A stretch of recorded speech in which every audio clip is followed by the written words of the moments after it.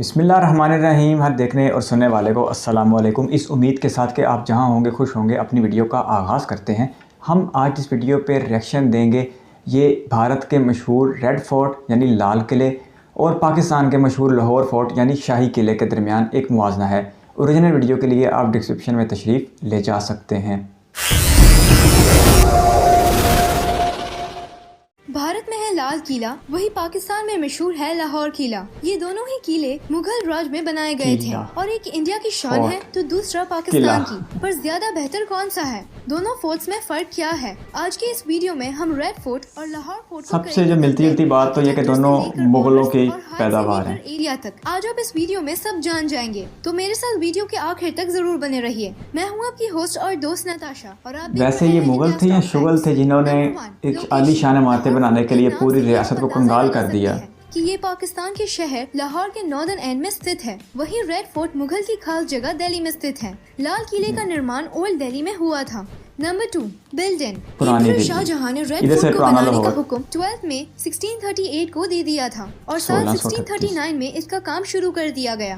وہیں لاہور قلعے کو 1566 میں بنایا گیا پر اس کے بعد اس میں بہت بدلاؤ کیے گئے. 17th سینچری میں تو اس قلعے کو لگ بھگ پورا ریکنسٹرکٹ کیا گیا تھا. اس نے جس پر بھی راج کیا تھا اس نے بدلا تھا. Number 3 architecture. یہ اچھی بات لاہور ہے، قلعے کو انڈو عمارتوں کے ساتھ چھیڑ چھاڑ کرتے رہے ہیں مغل کے وقت. ہر بلڈنگ ایسی ہی بنائی جاتی تھی. اس قلعے کا ایک بے حد ویسے ان کے فن تعمیر کا مقابلہ نہیں. عالمگیری ہے. اس قلعے میں پیلسز، ہالز اور گارڈنز بھی ہیں. یہاں اسلامک پیٹرنز، ٹیکسٹائل پاکستان کی شان ہے یہ قلعہ. ڈیزائنز دیکھی جا سکتی ہیں. اسے امپرر شاہ جہاں نے وزیر خان کی دیکھ ریکھ میں بنوایا تھا. وہی لال قلعے کو بھی مغل کے انڈو اسلامک آرکیٹیکچرل سٹائل میں بنایا گیا ہے. اس کے آرکیٹیکٹ یہ کارنامے مغلوں کے ہی ہیں، جنہوں نے تاج محل کو بھی استاد ڈیزائن احمد دی لاہوری. تھی. یہاں اسلام کہا جاتا ہے کہ تاج محل کے بعد ان کے ہاتھ کٹوا دیے گئے تھے. ریڈ فورٹ کو ریڈ سینڈ اسٹون سے بنایا گیا ہے. پھر شاگردوں نے آنکھ کے اشاروں سے بتایا کہ یہ چیز یہاں کرو، یہ چیز یہاں کرو. کا بھی یوز کیا گیا ہے.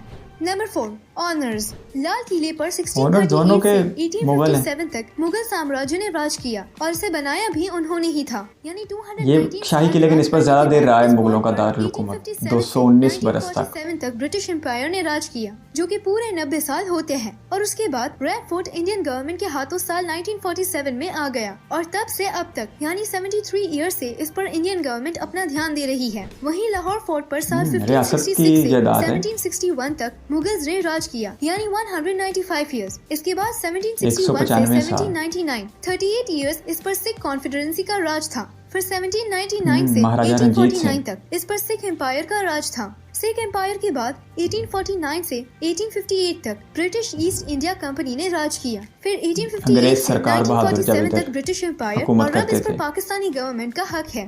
Number 5 building type. Lahore fort کو 1566 میں شروع کیا گیا اور اس کا پورا کام 1620 میں ہوا جس کا مطلب اسے 54 سالوں کے سمے میں بنایا 54 سال لگے. ویسے اس کا ٹھیکہ نواز شریف اور شریف خاندان کو دیتے تو یہ بہت جلدی بن بھی سکتا تھا پر وہ اس ٹائم تھے نہیں ادھر. وہی ریڈ فورٹ کو 1639 سے 1648 یعنی 8 سال 10 مہینے اور 25 دنوں میں بنایا گیا. نمبر 6 جہاں کام کی رفتار ٹھیک تھی. قلعے کو اتنی بار بنایا گیا اور اتنی بار بدلا گیا کہ اس کی لاگت بتا پانا مشکل ہے. پر ہاں لاہور قلعے میں بنائے گئے صرف ایک پرسنل چیمبر کی ہی قیمت 9 لاکھ روپے بی آر ٹی کی طرح اس کا بھی کافی کام بڑھ گیا ہونا ہے پیسے کے لحاظ سے. 9 لاکھ روپے لگا کے ساتھ بنایا گیا تھا. Number 7 conservation. بہت قیمتی ہے پھر تو یونیسکو کی ورلڈ ریڈ قلعہ. ہیریٹیج لسٹ میں شامل ہے. یہ ایک کلچرل ہیریٹیج ہے. ریڈ فورٹ کی ڈیٹ آف انسکرپشن 2007 ہے. وہیں لاہور فورٹ بھی ایک کلچرل ورلڈ ہیریٹیج ہے جسے یونیسکو نے اپنی لسٹ میں شامل کیا ہے. اس کی ڈیٹ آف انسکرپشن 1981 ہے. Number 8 construction. 1981 میں لاہور منظور کیا فورٹ تھا میں اس کو. کئی لوگوں نے دیوان عام کو اور شیش محل کو تو دیکھا ہے پر شاید بہت کم لوگ شیش محل کے نیچے بنائی بیسمنٹ کے بارے میں جانتے ہیں. یہ لاہور پیلس کی ایک ہڈن پلیس ہے جسے بہت کم لوگوں نے دیکھا ہے اور اسے جنتا کی آنکھوں سے دور رکھا ہے. یہاں 21 الگ الگ مانیومنٹس اور اسٹرکچرز ہیں. لاہور پیلس میں 3 مین گیٹس ہیں: اکبری گیٹ، عالمگیری گیٹ اور شاہ برج گیٹ. اس کی بہت سی جگہوں کو لوٹس پیٹل کی شیپ میں بنایا گیا ہے. یہ ویو بہت زبردست آتا ہے جو بادشاہی مسجد کے اندر سے. یہاں ایک انڈر گراؤنڈ چیمبر ہے جو کئی سالوں تک ہماری نظروں سے غائب تھا. لال قلعے کو آکٹیگن یعنی اشتکون کا شیپ دیا گیا ہے. لال قلعے میں 2 دوار ہے: لاہوری گیٹ. بنیادی اسٹرکچر تو ملتا جلتا ہے. Number 9 height and area. لال قلعے کی دیوار 75 فیٹ اور گھیرا 59 فیٹ ہے. لال قلعہ کل 254.67 ایکڑ یعنی 103.06 ہیکٹر کی زمین پر پھیلا ہے. وہیں لاہور قلعے کی اونچائی 50 فیٹ और इसका क्षेत्र 20 हेक्टेयर्स है, यानी लाहौर किला कुल 49.421 एकड़ की जमीन पर फैला है। नंबर 10 तो उससे बहुत छोटा है, लाल किला तो लाहौर बहुत बड़ा किले है। में कुछ खास जगह ये है: 9 लाखा पवेलियन, पिक्चर वॉल, ओ, ये रुपए के नोट में भी बना होता था समर पुराने पैलेस, वक्तों में। खिलवत खाना, काला बुर्ज, लाल बुर्ज, दीवाने खास, मकतब खाना और मोती मस्जिद है।